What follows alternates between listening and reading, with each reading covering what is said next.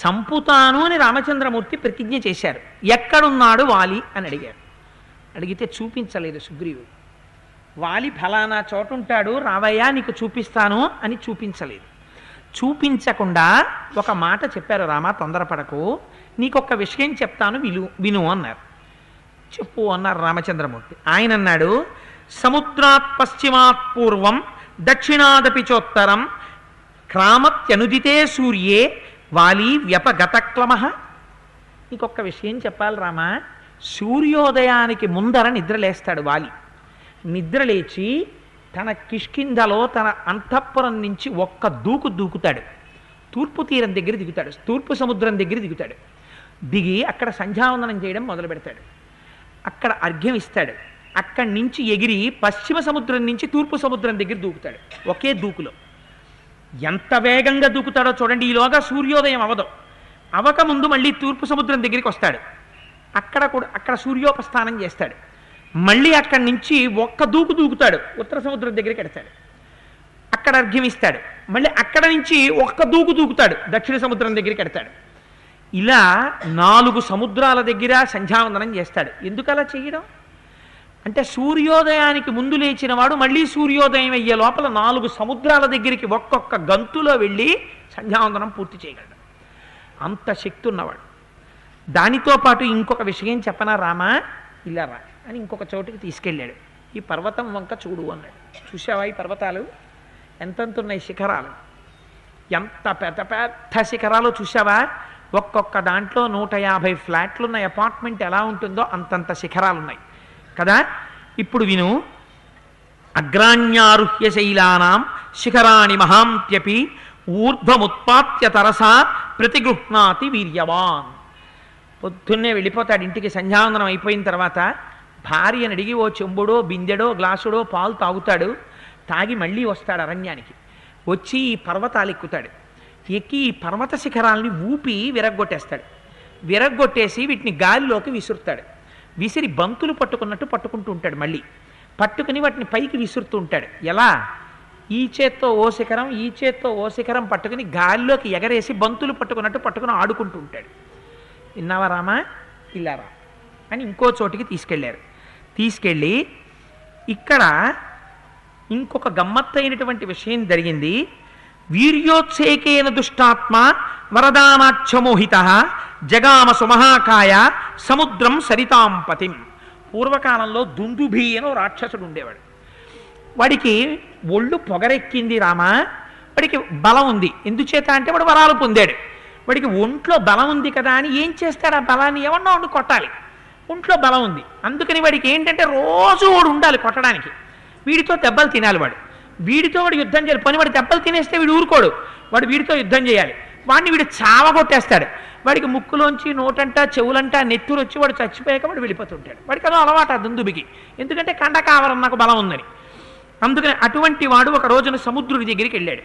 వెళ్ళి ఆ సముద్రాన్ని పిలిచాడు. రావయ్యా, నువ్వు నాతో యుద్ధం చేద్దువు కానీ అన్నాడు.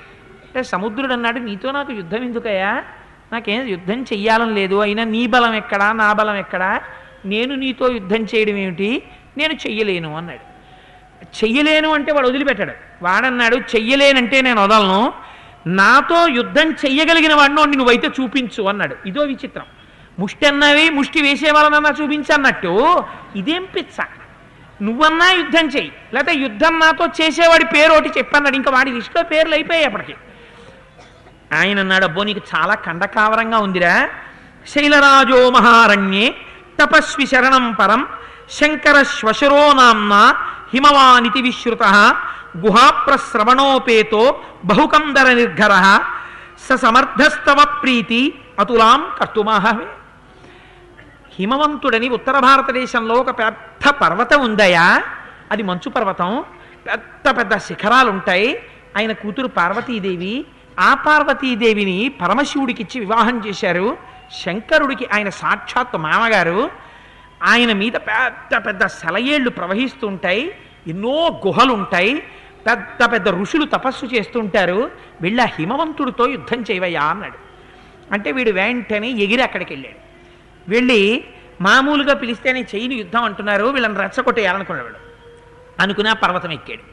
ఎక్కి ఆ పర్వత శిఖరాలన్నింటినీ పీకేశాడు, బద్దలు కొట్టేసి చూర్ణం చేసి విసిరేస్తుంటే హిమవంతుడు వచ్చాడు.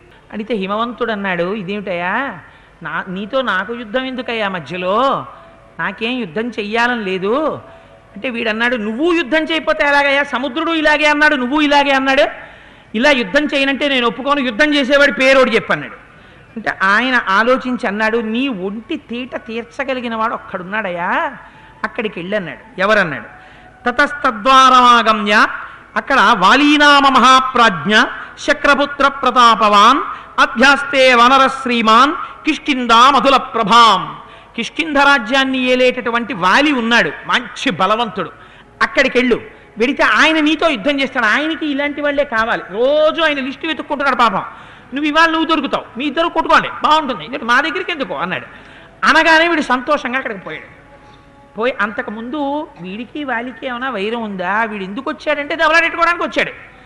దెబ్బలాటెట్టుకోవడానికి వచ్చిన వాడి పరిస్థితి దెబ్బలాటెట్టుకోవడానికే వచ్చినట్టు ఉంటుంది వాడికి. మీరు ఎన్ని మంచి మాటలు చెప్పినా వాడు వినడు, వాడికి కావలసింది దెబ్బలాటే. అందుకని ఎంత అంటే మనుష్యుల యొక్క ప్రవృత్తి ఎలా ఉంటుందో, మనస్సులు ఎలా ఉంటాయో చూపిస్తారు మహర్షి. చూడండి, వాడు నిష్కారణంగా ఎన్ని మాటలు మాట్లాడేశాడంటే అక్కడికి వచ్చాడు. తతస్తద్వారమాగమ్య కిష్కింధాయా మహాబల ననర్దకంపయన్ భూమిం దుందుభిర్యథ సమీపస్థాన్ ద్రుమాన్ భంజన్ వసుధాం ధారయన్ ఖురైః విషాణేన్నోల్లిఖన్ దర్పాత్ తద్వారం విరదో యథా అధమాధారయిష్యామి క్రోధమద్యానిశామి మాం. అక్కడికి వెళ్ళాట, డెక్కలతో భూమిని అంతటినీ లాగేస్తున్నాడు. ఆ కిష్కింధకుండ ద్వారాన్ని తోషవతల పారేస్తున్నాడు. తన ఒంటితో దాన్ని రుద్దేస్తున్నాడు, పక్క నుంచి చెట్లన్నీ విరిచేస్తున్నాడు, పెద్ద అల్లరి చేస్తున్నాడు. వాలి బయటికి వచ్చాడు. వీళ్ళందరూ భయపడిపోయి బాబాయ్ వీడెవడో వచ్చాడని వాలికి చెప్పారు. ఆయన పాపం నిద్రపోతున్నాడు, భార్యలతో కామమోహితుడై రమిస్తున్నాడు. ఆయన గబగబా బయటికి వచ్చాడు. బయటికి వస్తే వాలిని చూశాడు. వాడు చూసి, పోనీ నేను యుద్ధానికి వచ్చానయా నీతో అన్నా గొడవ వదిలిపోయేది. ఆయన్ని చూసి అన్నాడు, అధమాధారయిష్యామి క్రోధమద్య నిశామి మాం గృహ్యతాముదయస్వైరం కామభోగేషు అనరా. ఛీ తుచ్చుడా, భార్యలతో కామం అనుభవిస్తున్నావా? పోన్లే, రేపొద్దున్న వరకు ఈ కోపం ఇలా అట్టే పెట్టుకుంటాను, పోయి నీ భార్యలతో కామం అనుభవించు అని వాడు ఎంత గొప్పగా చెప్పాడంటే, దీయతాం సంప్రదానంచ పరిష్వజ్య వానరాన్ సర్వశాఖాం మృగేంద్రస్త్వం సంసాదయ సుహృజ్జనాం. నువ్వు ఇవాళ రాత్రి నీ భార్యలందరితోటి హాయిగా భోగం అనుభవించు. నీకు బాగా స్నేహితులైన వాళ్ళందరినీ పిలిచి కానుకలు ఎవరికి ఇవ్వాలనుకుంటున్నావో వాళ్ళందరికీ కానుకలు ఇచ్చేసాయి. నీతో సమానమైనటువంటి వాడికి పట్టాభిషేకం చేసేసాయి. తర్వాత యోహిమత్తం ప్రమత్తం వా సుప్తం వా రహితం భృజం హన్యాచ్చ భ్రూణలోకే తద్దిదం మదమోహితం. నువ్వు తాగి ఉన్నవాణ్ణి, భార్యతో రమిస్తున్నవాణ్ణి, కామమోహితుడైన వాణ్ణి, అప్రమత్తంగా లేనివాణ్ణి, యుద్ధం నుంచి పారిపోతున్నవాణ్ణి, ఆయుధం లేనివాణ్ణి చంపితే పసిపిల్లండి చంపిన పాపం వస్తుంది, అందుకు నిన్ను వదిలేస్తున్నాడు. అందుకని వాడు వచ్చి ఇన్ని మాటలు చెప్పి యవరాజ్య పట్టాభిషేకం చేసేయి, నీ భార్యలతో రమించు, నీ స్నేహితులకి కానుకలు ఇచ్చేసేయి. నువ్వు తాగున్నావు, పైగా భార్యలతో రమిస్తున్నావు, అందుకని ఇవాళ రాత్రికి వదిలేస్తున్నాను. ఎల్లాగో అల్లా కోపం కడుపులో పెట్టుకుని ఇక్కడ కూర్చుంటాను, రేపొద్దునే రా చంపవతలు మారేస్తాను నేను. ఏమిటో చాలా తేలిగ్గా, ఇవ్వండి మేస్టారు మీ బట్ట కుట్టేస్తానన్నట్టు చెప్పాడు వాడు. చెప్తే వాడన్నాడు, ఆ వచ్చినవాడు తక్కువవాడు ఏమిటి వాలి, వాడన్నాడు ఇవన్నీ విని, ఒరే నువ్వు నా గురించి ఏమంత బెంగ పెట్టుకోక్కర్లేదురా, నేను తాగి ఉన్నా కూడా అది వీరరసం తాగిన వాడితో సమానం రా యుద్ధానికి అన్నాడు. భార్యలు వచ్చి అన్నారు, పోనిద్దరు వీళ్ళోళ్ళు పాపం అడ్డుపడి ఊరుకోండి అని ఎదురెడుతుంటారు. ఆ కొప్పులు ఊడిపోతుంటాయి, వీళ్ళోళ్ళు తేరగా దొరుకుతారు, వీళ్ళని దోసేసి యుద్ధాలకు పోతుంటారు. అందుకని ఆ భార్యల్ని దోసేసి వాడు యుద్ధానికి వెళ్ళిపోయి ఇద్దరు కొట్టుకుంటున్నారు. ఆ ఇంద్రుడు ఇచ్చినటువంటి మాల మెళ్ళో వేసుకుని ఆ వచ్చినటువంటి దుందుబిని ఆ తలకాయ మీద ఒక్క గుద్దాడు వాలి. అంతే, ఓవర్ హెడ్ వాటర్ ట్యాంక్ బీటలు ఇచ్చేసినట్టు వీడి ముక్కుల్లోంచి, చెవుల్లోంచి, నోట్లోంచి నెత్తురుగారి కింద పడిపోయాడు. అంత మాత్రానికి వాడు అరుపులు అరిచాడు ఎందుకో.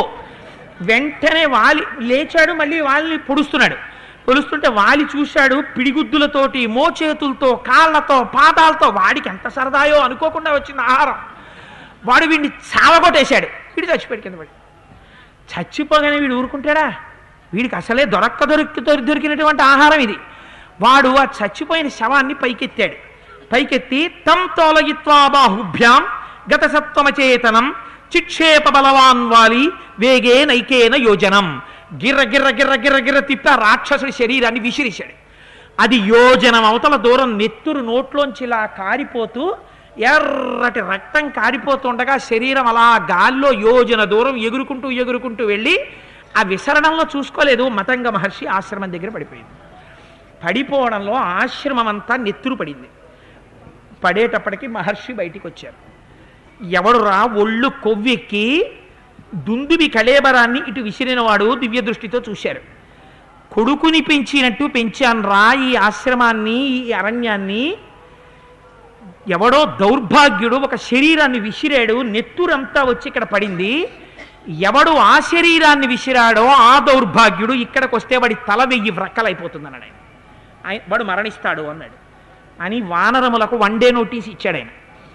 ఇక్కడ మీ అందరూ మీ చిత్తం వచ్చినట్టు తిరుగుతున్నారు. వాలికి సంబంధించిన ఎవడైనా సరే ఇక్కడ చెట్లని పాడి చేస్తూ తిరిగితే రేపటి తర్వాత వాళ్ళు మరణిస్తారని శపిస్తాను. శపించే లోపల మీ అంతా మీరు ఖాళీ చేసి వెళ్ళిపోండి అన్నాడు. అలా శాపం ఇవ్వకముందే వానరులు అందరూ కట్టకట్టుకుని మలయ పర్వతాన్ని ఖాళీ చేసి పారిపోయారు వాలి దగ్గరికి. ఇదేమిటో మీ అందరూ ఇక్కడికి వచ్చేసారు, ఎందుకు మలయ పర్వతం మించి అన్నాడు ఆయన. అంటే ఋషి రాత్రి శపించారయ్యా, నువ్వు విసిరేసావు కదా ఆ దుందుభిని, వాడు వచ్చి ఆ రక్తం ఆశ్రమంలో పడింది అన్నాడు. వీడు గబగబా బతిమాలుకుందామని వెళ్ళాడు. సాధారణంగా ఒక శాపం ఉంటే దాన్ని అనుగ్రహం కూడా చెప్తారు ఎలా విడిపడాలో. కానీ వీడిది ఎటువంటి స్వరూపమో ఆయన అన్నాడు, చెయ్యి ఇంకా శాపం అంతే అని తలుపేసుకుని లోపలికి వెళ్ళిపోయాడు. వెళ్ళిపోతే వీడికి అవకాశం ఏమిటి, ఇంకా వాడు ఎప్పుడా కొండ ఎక్కకూడదు. కొండ ఎక్కాడో చచ్చిపోతాడు వాలి. అందుకని ఆ వాలి ఎప్పుడు అటు తిరిగా కొండవంక కూడా చూడ్డు అసలు. అందుకని భయం. అందుకని ఈ బ్రహ్మాండంలో నేను బతకాలంటే ఈ కొండ మీద కూర్చోవాలి. అందుకని రామా నేను ఈ కొండ మీద ఉంటూ ఉంటాను. ఇంతకీ నేను ఎందుకు తీసుకొచ్చానో తెలుసా? అదిగో అక్కడ ఎదురుగుండా కనపడుతోందే పెద్ద తెల్లటి పర్వతం లాంటిది, అదే దుందుబి యొక్క కాయం. అస్థిపంజరం ఇప్పుడు అలా అయిపోయింది పర్వతంలాగా. చూసావా? 2 చూపించాను ఇప్పటికి. ఏమేం చూపించాను? వాడు ఆడుకునేటటువంటి పర్వతాలని చూపించాను. 2 వాడు చంపినటువంటి విసిరేసినటువంటి దుందుబి కళేబరాన్ని చూపించాను. మా వాలి పౌరుష ప్రతాపాలంటే ఎటువంటివో నువ్వు విన్నావు కదా.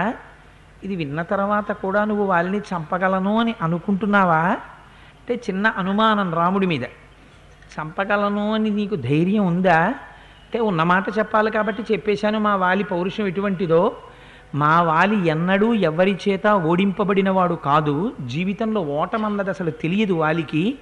వాలి పేరు చెప్తేనే పారిపోతారు. 15 సంవత్సరములు రాత్రనక పగలనక గోలభుడనేటటువంటి గంధర్వుడితో యుద్ధం చేసి ఆయన్ని సంహరించాడు. అటువంటి వాడు వాలి. అటువంటి వాలితో నువ్వు యుద్ధం చెయ్యగలవా? ఇంకొక విషయాన్ని కూడా నీకు చూపిస్తాను రామా. ఇమేచ విపులాసాల సప్త శాఖావలంబిన ఎత్రీకం ఘటతే వాలి నిష్పత్రయితు మోజసా. మా వాలి ఇదిగో 7 సాలవృక్షములు వరుసగా ఉన్నాయి కదా. ఈ సాలవృక్షం అంటే చాలా గట్టిగా ఉంటుంది. ఆ సాలవృక్షానికి పచ్చి ఆకులతో ఉంటుంది. మా వాలి ప్రతిరోజు సంధ్యావందనం అయిపోయిన తర్వాత ఇంటికి వెళ్ళి కాసిన పాలు తాగి ఇక్కడికి వస్తూ ఉంటాడు. వచ్చి ఈ పచ్చి సాలవృక్షాన్ని, పెద్ద సాలవృక్షాన్ని చేతులతో పట్టుకుని కదుపుతాడు. కదిపితే పచ్చి ఆకులతో ఉన్నటువంటి సాలవృక్షానికి ఉన్న చిగురుటాకులు కూడా రాలిపోతాయి. రాలిపోయి మోడుగా నిలబడుతుంది. వాలి